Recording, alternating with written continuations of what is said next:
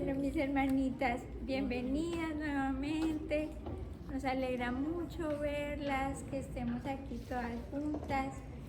Y pues pongamos esto en manos del Señor, porque venimos a aprender de Él. Y pues entonces acompáñenme a orar. Padre lindo, venimos delante de ti, mi Señor, todas juntas, con el deseo de conocerte más, con el deseo de aprender, Señor, de aquello que hiciste en esa cruz, Padre bendito. Que nuestros ojos, que nuestra mente, que nuestro corazón esté cautivado, Señor, por ti. En el nombre de Jesús te ruego, Señor, que tu Santo Espíritu nos ayude a quitar toda distracción, Señor, que podamos estar atentas a esta enseñanza, Señor, y que tu santa palabra nos ayude, nos instruya, nos edifique, nos enseñe, Señor, tu voluntad, Padre bendito. Te ruego por cada una de mis hermanas que está aquí, mi Señor, que tú las bendigas, las guardes, Señor, y que tu Santo Espíritu, mi Señor, las guíe conforme a cada una necesita, mi Señor. Estamos en tus manos y confiamos en tu perfecta voluntad, mi Señor. Ayúdame para enseñar tu palabra, Señor, con humildad, Señor, con un espíritu manso, Señor, viéndome y considerándome a mí misma, Señor, porque yo también te necesito, Señor, urgentemente, cada día, mi Señor. Ayúdanos, Señor. En el nombre de Jesús te lo ruego. Amén y amén. Ok. Comenzamos en una serie que nos ha tomado harto tiempo porque estamos estudiando las mujeres de la Biblia. Entonces hay muchas historias de mujeres en la Biblia. Hoy vamos a hablar de Gomer, de la esposa de Oseas, del profeta Oseas. Entonces, si me acompañan mis hermanitas, vamos a leer juntas todo el capítulo 1. Y los demás capítulos sí no los vamos a saltar por falta de tiempo.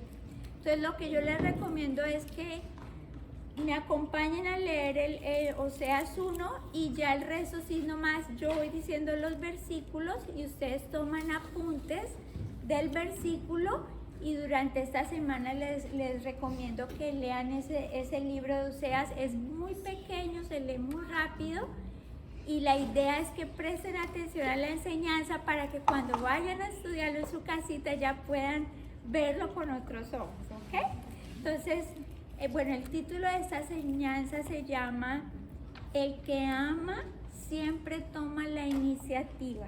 Entonces vamos a ver aquí el amor de Dios, cómo toma la iniciativa, cómo es quien Él hace esa obra de salvación en cada una de nosotras. Ok, entonces aquí va a empezar en el versículo, Oseas capítulo 1, versículo 2. Lo voy a leer en la Reina Valera. Dice: dijo Jehová a Oseas, ve, tómate una mujer fornicaria e hijos de fornicación, porque la tierra fornica apartándose de Jehová. Entonces este versículo nos está diciendo que Dios le pide a este profeta que haga un acto que los teólogos le llaman acto profético. Le pide que haga algo que ilustra algo que Dios está haciendo en el pueblo de Israel.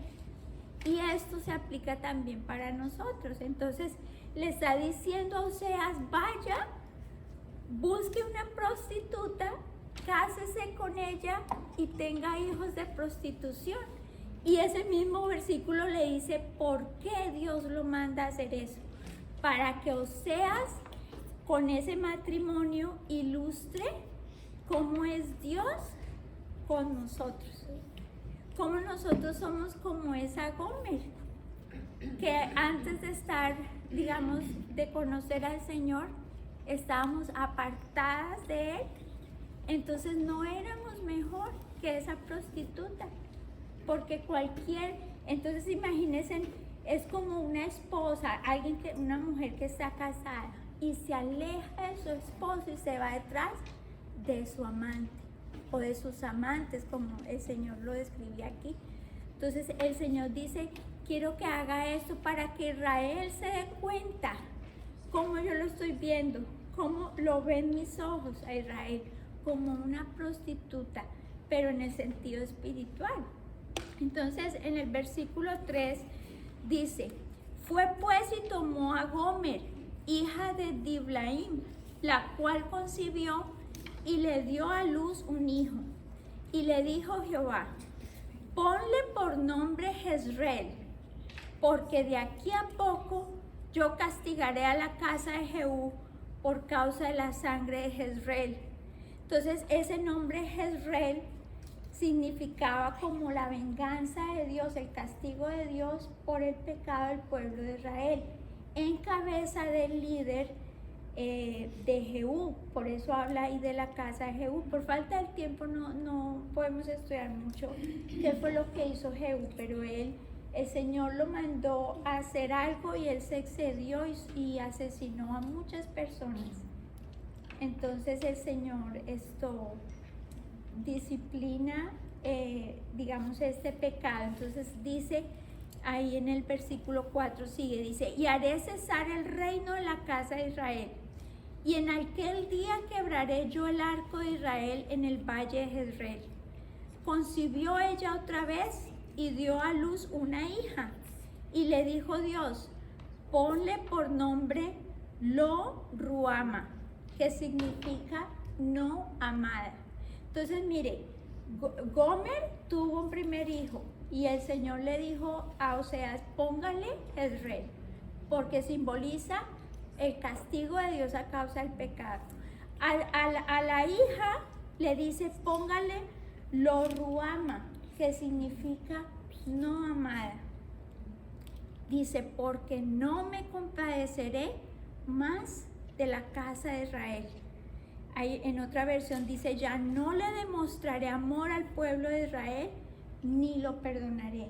Entonces ahí habla del disgusto, del enojo, de la ira santa de Dios a causa del pecado de Israel.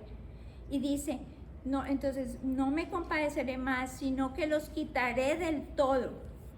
Pero en el 7 dice, mas de la casa de Judá tendré misericordia, y los salvaré por Jehová su Dios, y no los salvaré con arco, ni con espada, ni con batalla, ni con caballos, ni jinetes. Después de haber destetado a Lo Ruama, concibió y dio a luz un hijo. Entonces ese es el tercer hijo. Y dijo Dios, ponle por nombre Loami, porque vosotros no sois mi pueblo, ni yo seré vuestro Dios. Con todo será el número de los hijos de Israel como la arena del mar, que no se puede medir ni contar. Y en el lugar en donde les fue dicho, vosotros no sois pueblo mío, les será dicho, sois hijos del Dios viviente. Y se congregarán los hijos de Judá y de Israel, y nombrarán un solo jefe, y subirán de la tierra, porque el día de Jezreel será grande. Entonces esto confunde un poquito. Lo primero que tenemos que entender es que Dios a lo largo del tiempo, desde el pueblo de Israel, desde que Él empezó a crear la nación de Israel, Dios se ha relacionado con los seres humanos por medio de pactos. Entonces aquí en este primer capítulo vemos a dos pactos. Y este mismo sistema, como esta misma dinámica, se ve por toda la Escritura. Siempre en el Antiguo y el Nuevo Testamento, siempre Dios está hablando del pacto de la ley y el pacto de la gracia. Entonces, cuando vemos el pacto de la ley, vemos la justicia de Dios, la ira justa de Dios a causa de nuestro pecado. Y cuando vemos el pacto de la gracia, vemos ese lado misericordioso y perdonador y paciente de Dios. Entonces vemos aquí que a Israel le dice que es una ciudad, es una nación que no es amada, que no son pueblo, pero dice, y a Judá de él, Judá sí tendré misericordia, pero habla de un día, dice aquí, dice, con todo será, habla del futuro, apuntando al pacto nuevo que vendría a ofrecer nuestro Señor Jesús después de su obra en la cruz. Entonces, cuando habla de que tendrá misericordia de Judá, está apuntando ese pacto, ese nuevo pacto que viene Jesús a ofrecer. Entonces, por eso vemos que dice que a unos sí les tiene misericordia y a otros no. Entonces, vamos a identificar quién está bajo el pacto de la ley y quiénes están bajo el pacto de la gracia. Y así vamos a entender cómo es que, digamos, Dios entonces puede ser misericordioso para aquellos que están bajo la gracia, pero también puede ser aplicar su justicia y su ira santa a causa de nuestro pecado. Ok, entonces sigamos aquí. ¿Quiénes están bajo el pacto de la ley? Todos sabemos que el pecado es malo, ¿cierto? Que el pecado no le agrada a nuestro Señor. Lo que muchas veces no estamos tan conscientes es que el pecado trae condenación eterna, que el pecado es mortal, ¿sí? Por eso dice en la Escritura, la paga del pecado es la muerte, ¿sí? Entonces, por ejemplo, en Romanos capítulo 2, en versículo 12, tomen ahí nota de ese versículo, luego lo estudian todo el capítulo. Romanos capítulo 2, versículo 12, dice, miren lo que dice aquí. ¿Quiénes están bajo el pacto de la ley? Los gentiles serán destruidos. Los gentiles somos nosotros, aquellos que no somos del pueblo de Israel. Cualquier persona que sea de otra nacionalidad que no sea el pueblo de Israel. Los gentiles serán destruidos por el hecho de pecar, aunque nunca tuvieron la ley escrita de Dios. O sea, a nosotros no se nos reveló Dios de la manera que lo hizo con Israel. Dios no nos dio la ley en las tablas de piedra como lo hizo con Israel. Entonces dice, con nosotros, dice, Dios nos va a castigar, dice, por haber pecado, pero no basado, digamos, en la ley escrita de Dios. Entonces mire cómo juzga Dios a los que no, digamos, son del pueblo de Israel. Dice, ok, el versículo 15, mire, dice, ellos demuestran que tienen la ley de Dios escrita en el corazón, porque su propia conciencia y sus propios pensamientos o los acusan o bien les indica que está haciendo lo que es correcto. Entonces, ¿qué es la conciencia? Dios ha dotado a todo ser humano de una conciencia, ¿sí? Entonces ella aparece como algo independiente de nuestros propios pensamientos. Es como que es un testigo que está ahí constantemente en nuestra conciencia diciendo, está en contra de nosotros cuando hacemos lo malo. Entonces la conciencia está diciendo, eso está mal, eso no. Y dice, cuando hacemos lo correcto, la conciencia dice, bien, lo hizo bien, eso es lo que debió hacer, eso es lo correcto. Entonces dice el Señor, nadie tiene excusa, nadie puede decir que ha sido juzgado por Dios injustamente, porque Dios puso en cada ser humano el conocimiento, eso quiere decir conciencia, con conocimiento, eso quiere decir en la raíz, digamos, hebrea, con conocimiento, eso quiere decir conciencia. Nos dio el conocimiento del bien y del mal, ¿sí? Dice, pero a los de Israel pues los basa con base en la ley escrita en las tablas de piedra. Entonces dice, nadie puede tener excusa delante de Dios. Pero entonces ustedes dicen, pero bueno, pues yo no creo que mis pecados sean tan graves como para recibir condenación. Entonces aquí nos dice Gálatas capítulo 5, versículo 19. Mire lo que dice.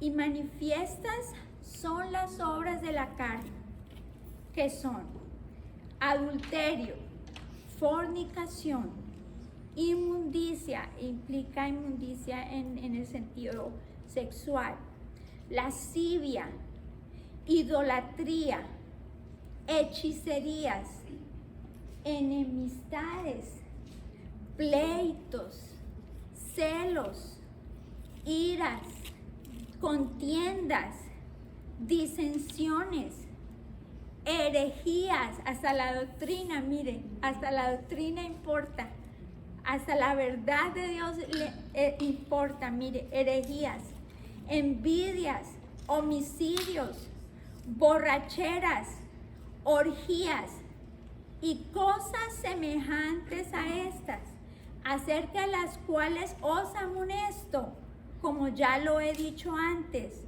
que los que practican tales cosas no heredarán el reino de Dios. Entonces yo sé que con la ayuda del Espíritu Santo podemos ver que todos con esta ley, ¿sí? Todos estamos condenados, todos hemos cometido estos pecados, ¿no? Cada uno de maneras diferentes, unos tienen unas tendencias, pero ciertamente todos hemos pecado contra Dios. Y Pablo dice, mire, ya se los he dicho, los amonesto, los que practican estas cosas no heredarán el reino de Dios. Entonces uno dice, vea, pero la ira, los pleitos, y no, pues no es tan grave, pero delante de los ojos de un Dios santo sí lo es.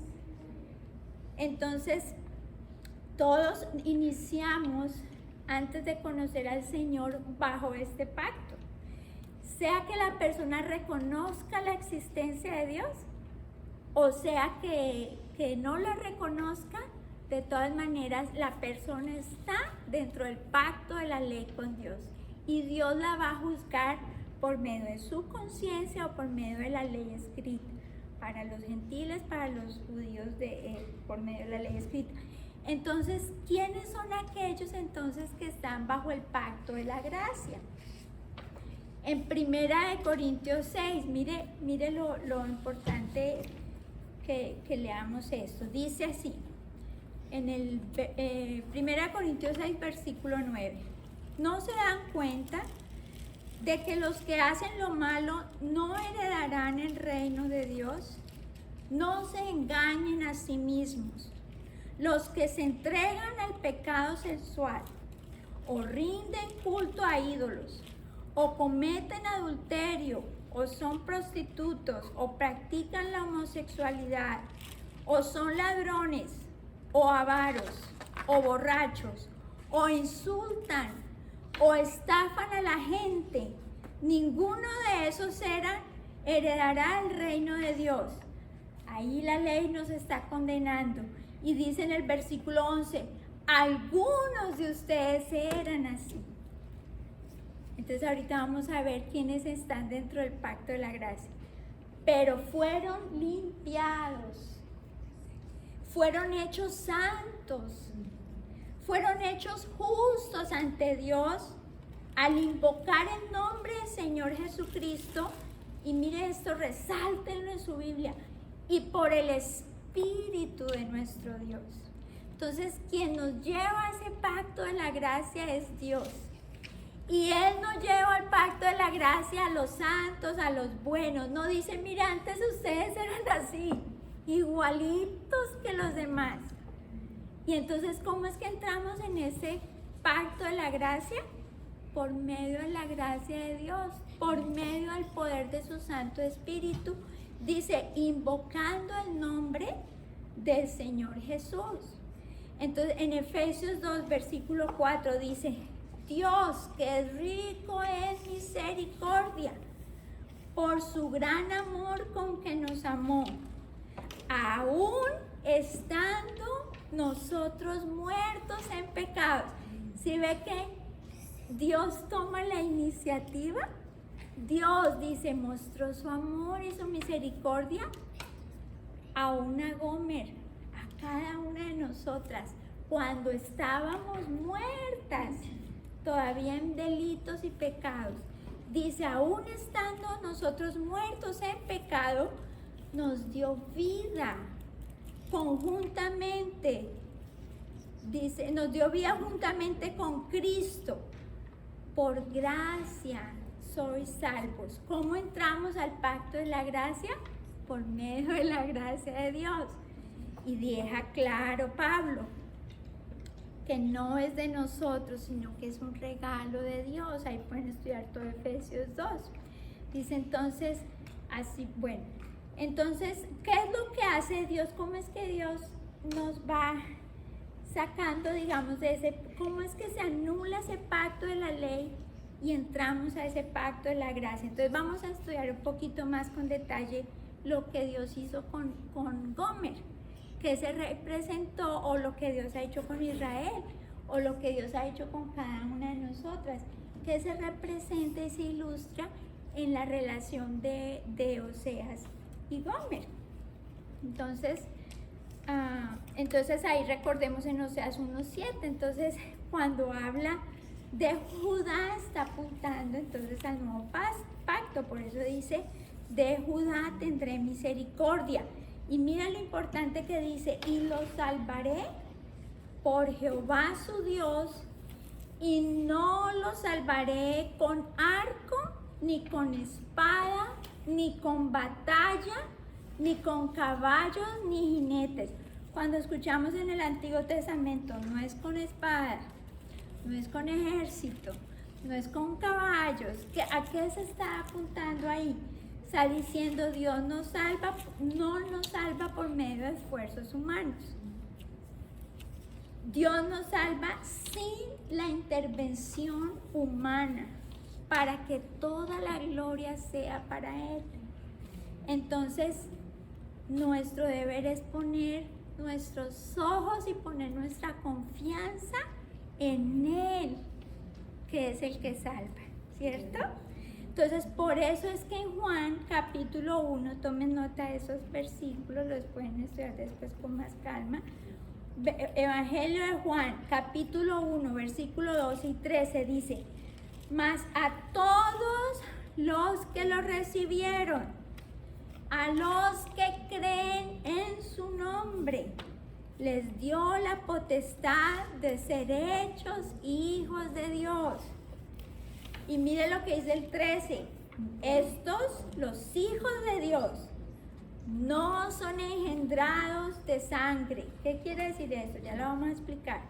Ni de voluntad de carne, ni de voluntad de varón, sino de Dios. En esta versión dice, ellos nacen de nuevo, no mediante un nacimiento físico, como resultado de la pasión o iniciativa humana, sino por medio de un nacimiento que proviene de Dios. Entonces, cuando leemos Oseas y dice, no los salvaré con arco ni con espada, está diciendo, la salvación no es por sus esfuerzos, viene de parte de Dios, mediante un nuevo nacimiento, entiendas, un nacimiento espiritual que proviene, que es obra 100% de principio a fin, que es obra de Dios.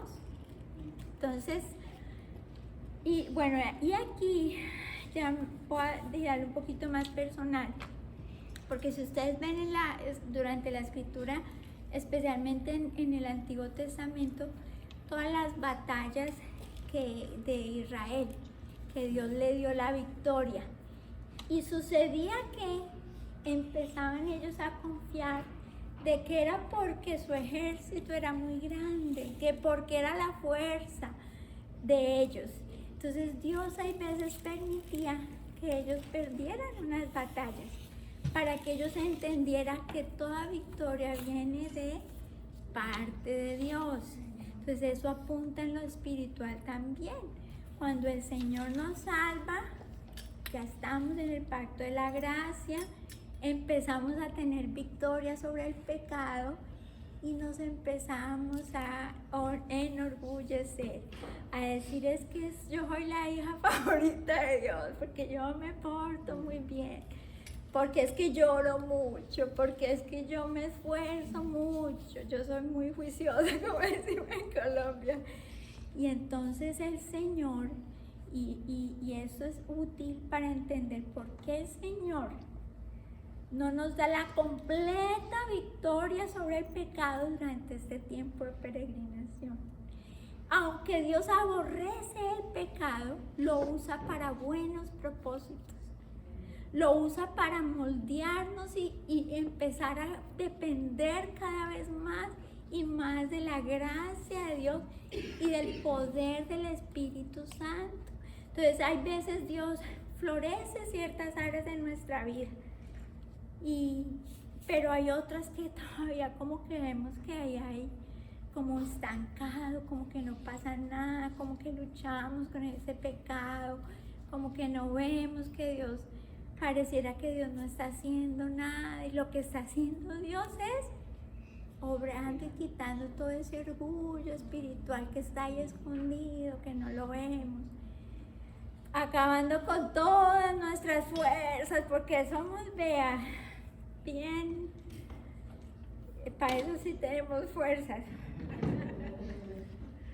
Entonces Dios nos deja que le intentemos así, que le intentemos allá, hasta que nuestro corazón verdaderamente entienda que toda la salvación de principio a fin, entiéndase la salvación y la santificación, es por su gracia y por medio de su Santo Espíritu. Entonces, por ejemplo, no sé por qué tenía esa inquietud acerca de hablar de este pecado de amargura, de falta de perdón, porque ciertamente el perdón viene por la gracia de Dios. Podemos otorgar perdón a otros primero cuando empezamos a reconocer nuestra propia indignidad delante del Señor. Entonces, por ejemplo, yo les pregunto a cada una ahí solita con el Señor, meditando, pidiéndole al Señor que las guíe. Les voy a dar estas causas, ¿qué es lo que pasa cuando hay falta de perdón? Puede ser que haya falta de perdón porque, número uno, tal vez no es una verdadera creyente. Entonces, como ella no ha recibido el Espíritu Santo, pues ella no va a tener el poder para perdonar, la capacidad de perdonar. Entonces, ¿qué es lo que tiene que hacer esa persona? Primero, reconciliarse con Dios. Primero, dejar la vida de Gomer y volver a su esposo, a su Dios. Y ahí sí Dios la va a capacitar para perdonar. Tal vez pueda ser que sí es una verdadera creyente, pero es una bebé en la fe. Acuérdese que nosotros somos bebés, vamos jóvenes, luego adultos, luego padres, vamos madurando en nuestra vida cristiana. Entonces puede ser que es una bebé en la fe y Dios apenas le está enseñando, ¿sí? Entonces lo que le está enseñando a perdonar, y entonces Dios la llevará ahí. Entonces, si es una verdadera cristiana, pero ya tiene, no es una fórmula matemática, pero más o menos para que ustedes puedan evaluarse. Si ya tiene más de 10 años, mi amada, conociendo al Señor, y aún le cuesta perdonar, por ahí usted le habla a la persona, pero por dentro está luchando, que le causa fastidio a la persona, que como que no quiere verla, como que no quiere, la evita, como todas esas cosas. Bueno, ya es tiempo de una persona con unos 10 años de conocer al Señor. Ya lo saludable es que haya tenido ya la capacidad para perdonar. ¿Y qué es lo que hace el Señor? Entonces aquí hay unas cosas para esa tal vez persona que está en esa situación. Debe pedirle al Señor que le revele si tal vez no puede perdonar porque se ha sentado en el trono de Dios. y quiere usurpar el lugar de Dios como juez. No somos Dios. Y no podemos nosotros ser quienes condenamos a las personas. Si alguien peca en contra de nosotros, tenemos que dejar el resultado en las manos del Señor. Por eso Pablo, hay una parte del Nuevo Testamento que dice: no se vengan ustedes, la justicia déjenla en manos del Señor. Él actuará, Él con la medida justa, ¿sí? Pero a veces nosotros queremos condenar y decir: es que lo que me hizo es imperdonable. Pues usted no es quien va a determinar la gravedad del pecado de esa persona. Eso es un papel de Dios. Entonces todo el mal que otros nos causa está en las manos de Dios. Entonces no quiero decir que cuando digo juzgar no me refiero al discernimiento, a la exhortación que en amor como hermanos nos debemos unos a otros. Estoy hablando de esa actitud de condena, de decir: usted no se merece perdón, usted hizo algo que no, algo muy grave, y eso es. Entonces hay que pedirle al Señor que nos evalúe nuestras motivaciones. Y aquí hago un comentario, mis amadas lindas.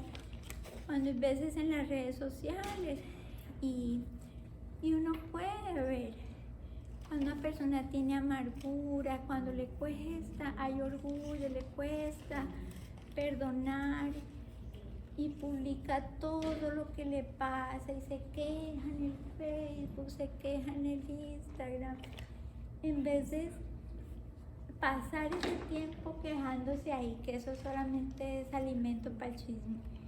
En vez de eso, váyase a los pies del Señor y dígale cómo se siente. Honestamente, abra su corazón y decir: Señor, siento rabia, Señor, siento dolor, siento frustración, me siento así. Por favor, ayúdame a perdonar, a pasar por alto la ofensa. Pero entonces empezamos ahí en el Face: y que me dijo, y que no la, que por qué, y que cuánto sufro.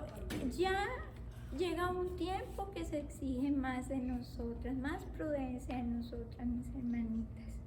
Entonces, ahí ojo con eso. Entonces, otro punto, pedirle al Señor que tal vez usted está reteniendo el perdón porque usted, tal vez de manera inconsciente, no se ha dado cuenta, se considera mejor que la otra persona.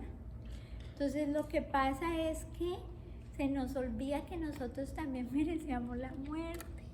Se nos olvida que nosotros merecíamos el infierno, y que Dios, por su gracia, cuando dijo perdono, nos perdonó y dijo que echó nuestros pecados al fondo del mar y no se volvió a acordar de ellos.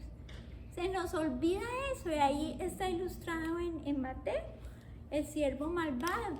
Le dice el Señor: siervo malvado, te perdoné tanto, yo esperaba que también perdonaras a tu hermano que te debe, mire, un centavito. Usted me debía millonadas de dólares y no puede perdonar un centavito. ¿Por qué? Porque pensamos que no merecemos ser ofendidas de ninguna manera. No entendemos que muchas veces hay una parte en Eclesiastés que dice: no se pongan a ir ahí detrás de las paredes cuando alguien habla mal de usted.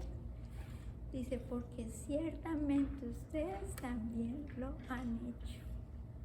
Dice, entonces también nosotros hemos ofendido a otros, y también nosotros necesitamos la misericordia de los demás. Que otra causa puede ser que pedirle al Señor que le revele si tal vez está el Señor, Él, intencionalmente reteniendo la gracia a esa persona para que pueda perdonar, para que entienda su propia maldad, para que entienda su propia necesidad de la gracia de Dios para perdonar. Entonces, el Señor nos deja y obviamente es una lucha, porque para un cristiano verdadero está el Espíritu Santo constantemente redarguyendo. Y no tenemos tranquilidad cuando sabemos que estamos mal con una persona, que no tenemos paz en el corazón. Entonces, pero eso nos está humillando, eso nos está obrando el Señor ahí, hasta que entendamos que es la gracia de Dios. Hay también, y hay que decirlo, que hay heridas profundas, hay pecados que causan, que destruyen tanto. Y muchas veces, como madres, especialmente nosotras las mujeres como madres, podemos decir, tal vez si hubiera actuado en contra mía, hubiera perdonado, no me dolería tanto, pero tal vez lo hizo en contra de alguien que amo, en contra de mi hijo, de un familiar. Entonces dice, hay un dolor que solo el Señor entiende y conoce. Entonces, para esto yo estuve meditando en la vida de José. ¿Recuerdan? En la vida de José, en Génesis, sus hermanos, todos unidos, lo vendieron como un esclavo y lo llevan. José tenía 17 años cuando es llevado a Egipto. Por la gracia de Dios, él comienza a servir al faraón. Cuando ya tiene 30 años ya empieza a ser gobernador. Entonces mire, de los 13 a los 30 años, ahí pasaron, de 17 a los 30 pasaron 17 años. Y dice que al momento que él empieza a ser gobernador, pasaron 7 años de las vacas gordas, ¿recuerda? Entonces vamos 13, ¿no? Los 7 años de las vacas gordas, 20 años. Y dice que Dios usó los 7 años de las vacas flacas para que los hermanos regresaran y se reencontraran con José. Entonces haga de cuenta que pasaron entre unos 20 y 22 años, que hay veces, a lo que voy es que hay veces el Señor toma tiempo en sanar cuando las ofensas son muy grandes. Pero para el Hijo de Dios, para el que está en la gracia, para el que desea perdonar y todavía sabe, es honesto y sabe que todavía no ha podido perdonar genuinamente, yo le ruego, mi amada, que descanse en la gracia del Señor, porque ciertamente Él la va a ayudar a sanar y la va a enseñar a perdonar y la va a ayudar en este proceso. Entonces vemos a ese José todos esos años. La Biblia no lo dice, pero ciertamente Dios tuvo que haber obrado en su corazón durante todos esos años. Y esperó todo ese tiempo para el encuentro, preparó a José para ese encuentro con los hermanos. Y usó la hambruna para llevar al arrepentimiento también a sus hermanos. Usó esa misma hambruna para también permitir ese reencuentro. Y miren, porque les digo que hay veces nos ponemos en el lugar de Dios y por eso es que hay veces no podemos perdonar. Porque dice ahí en Génesis 41, versículo 51, dice, cuando ya se encuentra con los hermanos, ¿no? Y ellos ya vienen en arrepentimiento y le piden perdón. José llamó a su hijo, bueno, eso también es lindo porque miren lo que dice José. José llamó a su hijo mayor Manasés porque dijo, Dios, mire, Dios me hizo olvidar. No fue la fuerza de José. Dios me hizo olvidar todas mis angustias y a todos los de la familia de mi padre, pero no es que olvidar de despreciar, de que nunca me volví a acordar de ellos. Era olvidar eso que malo que le habían hecho. Entonces él reconoció que era Dios quien lo había hecho olvidar y por eso le puso Manasés a su hijo, porque significa eso, Dios me hizo olvidar. Entonces, Dios me hizo olvidar. Todas mis angustias y a todos los de la familia de mi padre, pero no es que olvidar de despreciar, de que nunca me volví a acordar de ellos. Era olvidar eso que malo que le habían hecho. Entonces él reconoció que era Dios quien lo había hecho olvidar y por eso le puso Manasés a su hijo, porque significa eso, Dios me hizo olvidar. Y ahí saltándonos a Génesis 50, versículo 19, cuando ya vienen sus hermanos a pedirle perdón, dice, José les respondió, no tengan miedo, ¿acaso soy Dios para castigarlos? Él sabía, y ahí la humildad juega un papel importante para perdonar. Ahí dice, él reconoció que él no los iba a castigar, que la justicia era de Dios, no de él. Entonces José confió en la justicia de Dios. Y dice entonces ahí en Génesis 50:15, dice, vosotros pensáis de mal contra mí, pero Dios lo encaminó para bien. Entonces Dios es cuando pasa una ofensa, está obrando en nuestro corazón, está obrando en el corazón de la otra persona, porque las dos personas necesitan la misericordia de Dios. Y Dios está obrando de forma diferente en las dos personas. Entonces dice ahí, Dios lo encaminó para bien, para hacer lo que vemos hoy. Entonces, esa es mi invitación, que entendamos que todo lo que Dios permite en nuestra vida, por más doloroso que sea, está en el control de Dios y Dios lo usa para nuestro bien y para la salvación incluso de muchos, ¿sí? Entonces, bueno, vámonos, saltémonos aquí a Oseas 2, voy a saltar para mirar un poquito más acerca entonces de Gomer. Cómo es que Dios nos empieza entonces a guiar a ese arrepentimiento para que podamos entrar en ese pacto de la gracia. Entonces ahí en Oseas 2, versículo 2 dice, pero ahora presenten cargos contra su madre Israel, porque ya no es mi esposa, ni yo soy su esposo. Díganle que se quite del rostro el maquillaje de prostituta y la ropa que muestra sus pechos. O sea, está apuntando a que se arrepienta, que abandone su pecado, ¿sí? No hay pacto de la gracia, no hay misericordia sin primero haber arrepentimiento. Entonces, lo que primero Dios empieza a obrar es en el arrepentimiento en nuestro corazón.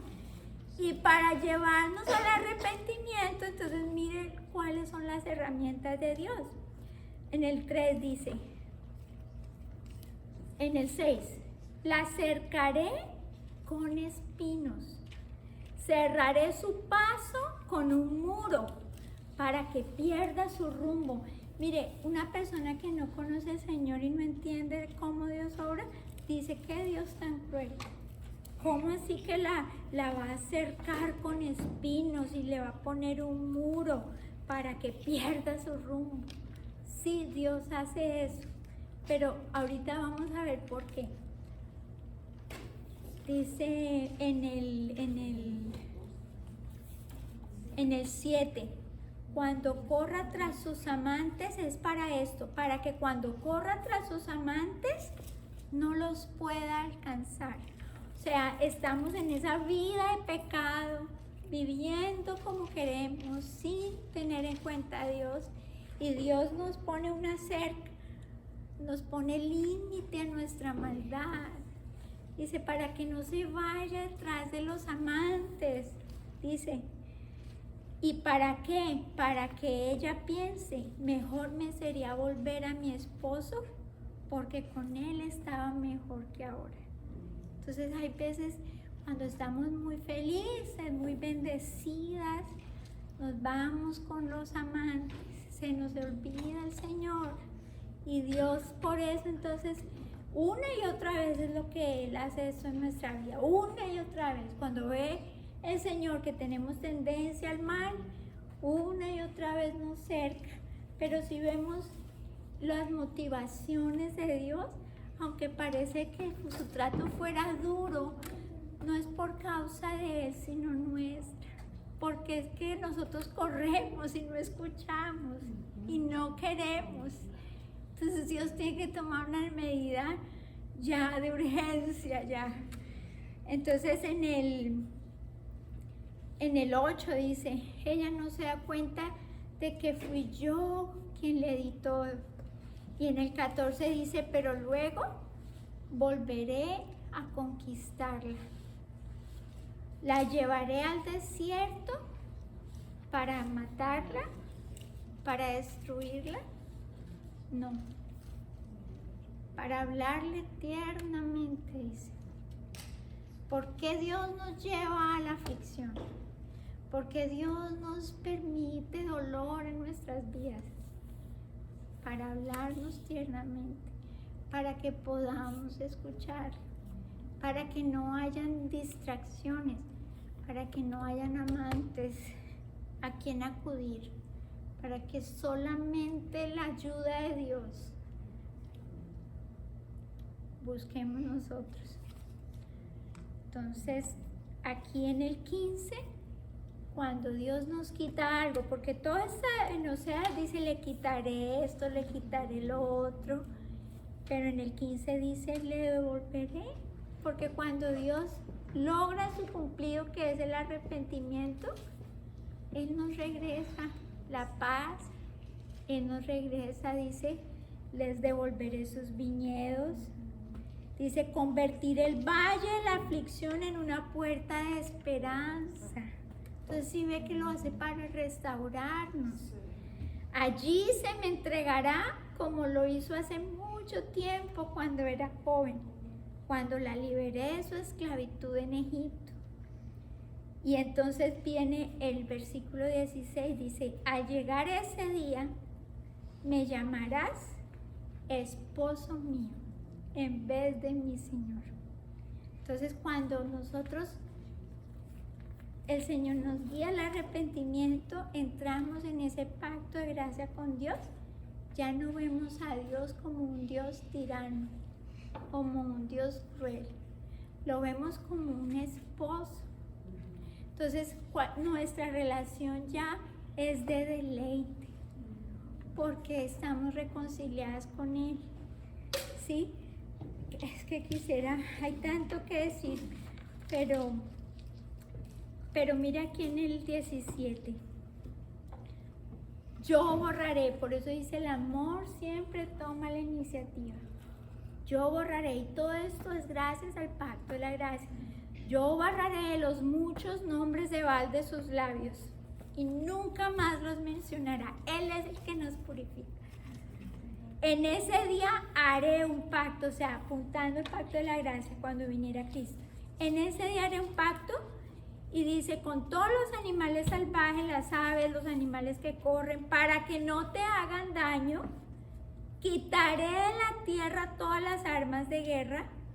O sea, ya cuando habla de guerra, de armas, implica que no hay paz, ¿cierto? Lo que está diciendo, quitará toda esa guerra. O sea, va a haber paz. Para el Hijo de Dios hay paz. Si en ese momento, aún si usted está en aflicción, usted no siente paz, es porque todavía necesitamos crecer en la confianza de nuestro Dios. De confiar de que todo lo que está haciendo y permitiendo es para llevarnos así, a que lo escuchemos, a que crezcamos en amor por Él. Y ahí dice en el 19, te haré mi esposa para siempre. Por eso es que sí insisto tanto en decir, la salvación no se pierde. Para aquel que ya la ha recibido. Ahí Dios nos manda esa escudriña, ¿no? Si estamos en el pacto de la gracia. Porque una vez en el pacto, dice, somos su esposa para siempre. Y entonces la prostituta se vuelve esposa y la esclava se vuelve hija, ¿sí? Y entonces, última cosa ya para terminar esta reflexión. ¿Cómo vemos nuestra relación con el Señor? Si estamos en el pacto de la gracia y Él es nuestro esposo, ¿qué les parece si usted tuviera esta actitud con su esposo terrenal? Usted le dijera, mijito, usted pues agradezca que cumplo con lavar, planchar, lavar, ahí tengo comida lista, le tengo la ropa arreglada, pero viene el esposo y le dice, pero mamá, o sea, quiero compañerismo, quiero intimidad, amada. Dice, no, mijito, yo estoy muy cansada. Yo cumplo con mi deber y mi responsabilidad. Y hay veces así somos con el Señor. Señor, cumplo con ir el domingo a la iglesia. Cumplo con levantarme, hacer mi oración, mi devocional, pero con esa actitud de que estamos cumpliendo un deber. Pero dice la Escritura que en su presencia hay plenitud de gozo. Entonces, con eso en mente debemos venir al Señor, porque Él no es nuestro esposo, a pasar tiempo con Él, no porque si no oro, entonces pierdo la salvación, no porque si no oro, entonces Dios me va a castigar. No, es porque como es mi esposo y yo lo amo, yo lo anhelo. Entonces, si no está pasando eso en nuestra vida, hay que escudriñar qué es, que el Señor nos muestre. Porque la relación de amor tiene que ser así. No es que es porque, y yo hago esto, Señor, no, es que el amor es el que produce la verdadera obediencia. El amor es el que nos lleva a querer anhelarlo, ¿sí?